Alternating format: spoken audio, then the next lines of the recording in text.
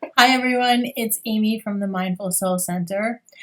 I am sharing today 5 habits of a successful yogi. Now, it seems almost ironic because I'm sharing these tips today when I myself am limited in my practice because of a minor injury that is unrelated to yoga but has put a damper on my practice. But nonetheless, we can still overcome and do other things. So let's start with number 1 is focus on the big picture. Even when you're limited and you can't do something right in the very moment, realize that everything changes and that you can do what you can do now, and ultimately you're going to arrive to your destination through practice. So keep your eye not necessarily in the future, because we don't want to miss out on the present, but understand that everything changes. Don't place your focus on the setbacks and the problems, because what that's going to do is just make you miserable. Take it from someone who knows. I recently was focusing on them. So, number 2, be disciplined. Now, anybody who does anything in life, whether it's yoga, whether it's art, mastering any kind of skill that you want to, if it's playing music, if it's learning how to do a dance, if it's learning how to memorize something or give a speech or to make a presentation, whatever it is that you do in life, be disciplined. If you want to be disciplined, practice every day. So even when you are limited, if you can't do poses, or also known as asanas, then meditate. Sit with your thoughts. Practice mudras. Practice breath work. Set aside the time each day to be disciplined and committed to your practice. My number 3 is being committed to loving yourself. And what does that mean? Well, it's being committed to loving yourself enough to take the time to care for your body, mind, and spirit. And you can do that each day by practicing yoga, or if you're not into yoga, even though this video is about yoga, you can, whether it's exercise or any other thing that you want to do to improve your physical well-being and your mental well-being and your emotional well-being, then commit to it. Love yourself enough to do it every day. So if you find yourself thinking, oh, I'll do it later, oh, I didn't do it today, but I can do it tomorrow, just stop yourself in your tracks right now. Take 5 minutes, take 10 minutes, take 15 minutes. That's such a small amount of time, and do it right now. If you find yourself in that state of mind, just remind yourself, I love myself enough to care for my body. I am worthy of caring for my body and taking care of it. Number 4 is be mindful of the right use of your time.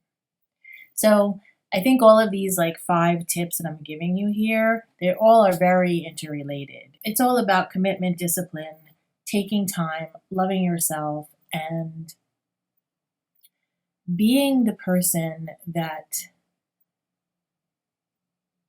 you want to be.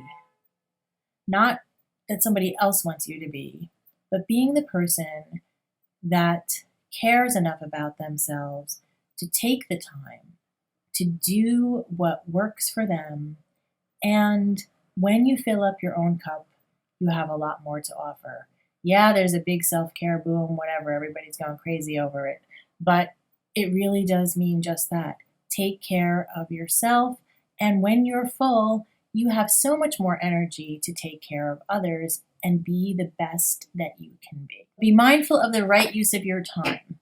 So, how are you spending your time? If you're not sure about how you're spending your time and it seems to get away from you, take a few minutes and write a list. What am I doing each day? What am I eating? How often am I eating? How often am I working out? How often am I working? What are the hours in the day? How many hours am I spending caring for my children, for my partner, or other people in your life? How much time am I spending on my friendships? How much time am I spending doing for others? How much time am I spending doing for me? Just take an inventory. Go through it. Be mindful of your time. This will help you to understand how you're spending your time, and then you can make adjustments to it. Go through it. Be mindful of your time. This will help you to understand how you're spending your time, and then you can make adjustments to it. So the last item is visualize your success. Now that sounds like a business thing. A lot of people, mindset, visualize success, blah, blah, blah, blah, blah. Vision boards and all that other stuff. Well, those things are awesome and great, but I want you to visualize yourself being successful. So say, for instance, like for me, since I'm not able to have the same level of practice that I normally do, then I can visualize it. I can imagine myself getting back to full health and being able to perform some of these various different poses. Right now, my left leg is very limited, but I can imagine myself getting better, and I can visualize my success. So I can visualize my success with yoga. I can visualize my success in all kinds of things in life, but those are my 5 tips. I hope that they help you. And I also want to briefly tell you just a little bit about something that the Mindful Soul Center is beyond just making videos and making a magazine, which are all awesome, and the podcast. But there is something new, and it's a social network that you can join. It is for free, and it just started last month, and I'm so excited because we're starting to get some new members, and I can't wait till everyone starts posting various things. It's kind of similar to Facebook in that you can post links and videos and different things, and you can share with the community. And we have topics. So the topics that are in the social network, and there's no ads. There's no, once in a while I'm going to tell you about a course or something like that. But there's no like ads, there's no distractions, there's no crazy stuff. It's all about yoga, meditation, philosophy, art, music. Be the Change is another category. So we're sharing information there that is about how we can live our best lives. So I hope you'll join me. So simply go to mindfulsoul.center. And then you can also visit our website, which is themindfulsoulcenter.com, where you can listen to the podcast and you can read the magazine and all that other great stuff. Because we also have meditations on our YouTube channel, etc. Anyway, I hope that you like this video. I hope that you'll subscribe to the channel. And I want to hear from you. Please leave a comment.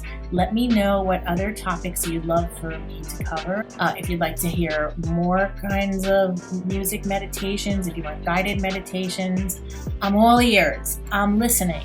So let me know.